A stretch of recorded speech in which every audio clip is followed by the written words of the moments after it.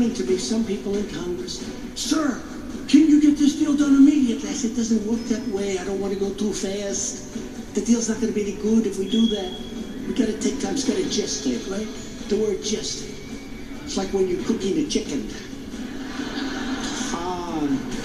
Turkey for Thanksgiving. My mother would say, oh, 8 hours. I said, 8 hours?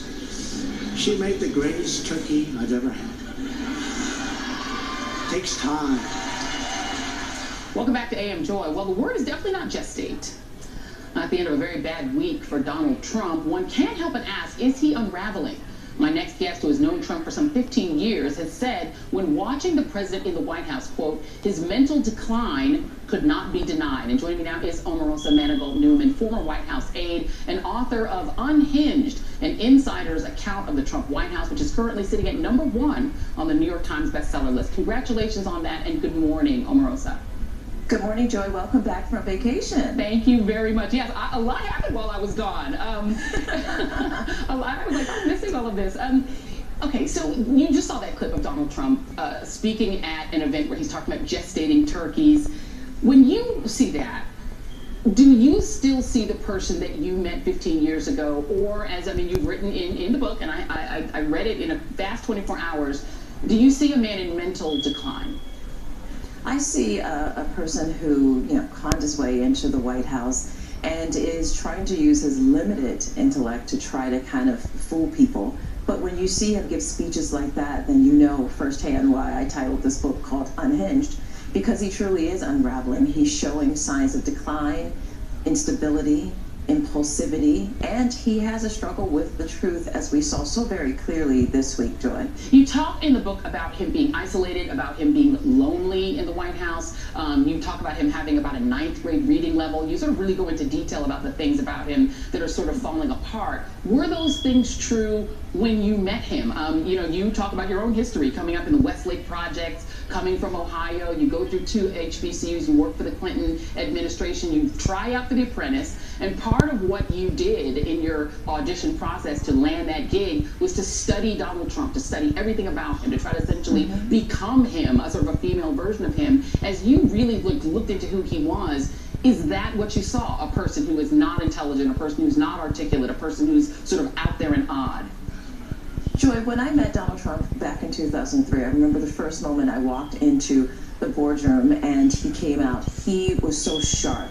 I would even say I thought he was brilliant. The reason why I wanted to go on The Apprentice because I wanted to win and to lead one of his companies. And what he did during The Apprentice was nothing short of just a huge success. 28 million people watched us, and he was an incredible entertainer. Unfortunately, as the years have gone on, Donald Trump has not in any way expanded his capability. In fact, what we've seen is this huge decline in his ability to process difficult information.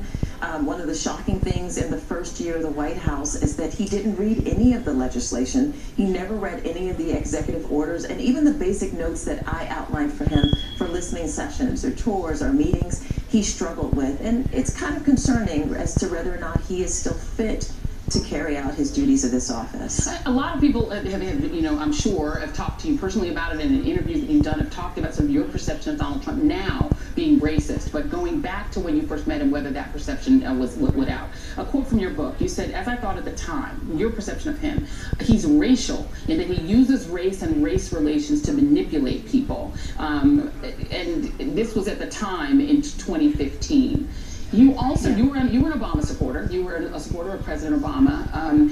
You also talked in the book about him hating Barack Obama. And that's going back to 2007, 2008, that he hated him, that he thought of him as a phony, and that he complained about him, that he was a birther. Did those things at the time make you think, wait, this guy's not just racial, he might be racist?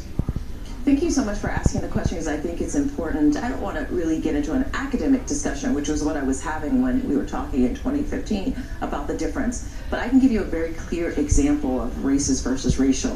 When Donald Trump started attacking NFL players about kneeling, he only attacked African-American athletes. And it wasn't him calling out and saying he was racist, but he was being racial. He was trying to stir up his base by using an issue that he knew that his base would gravitate to see him attack wealthy, prominent African-American men wasn't necessarily saying they were racist, that he's being racist, but he was being racial because he's intent on starting a race war. That's what I believe. And when you talk about his attitude toward President Obama, you said that you perceived that the reason he disliked President Obama and was so fixated on him was because Obama was black. Did you perceive that at the time in 07, 08?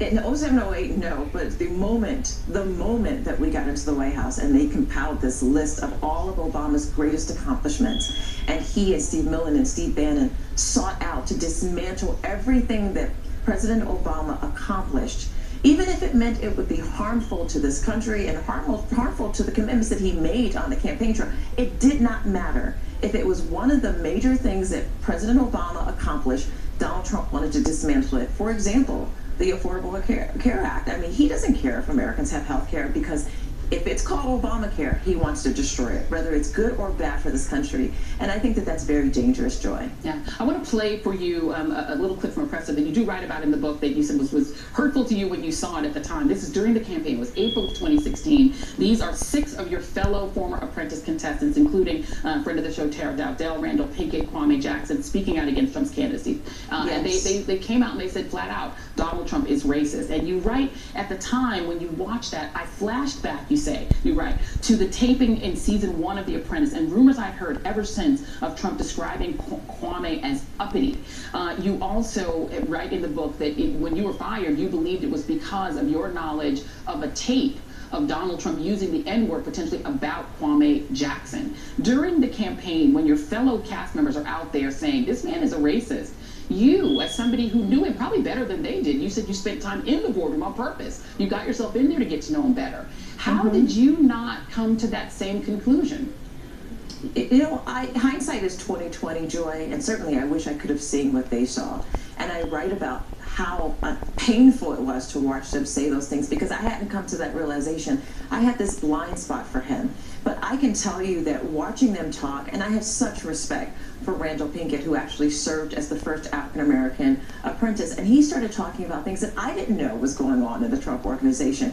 The culture of deceit, lies, backstabbing, that sort of things. These are the things that I did not know, but Randall shared. It was really hard to watch that, but I think in Unhinged you see that it just slowly evolves, this realization that Donald Trump is not the person that he said he was. Yeah. I want to come to some of the other stuff that's in the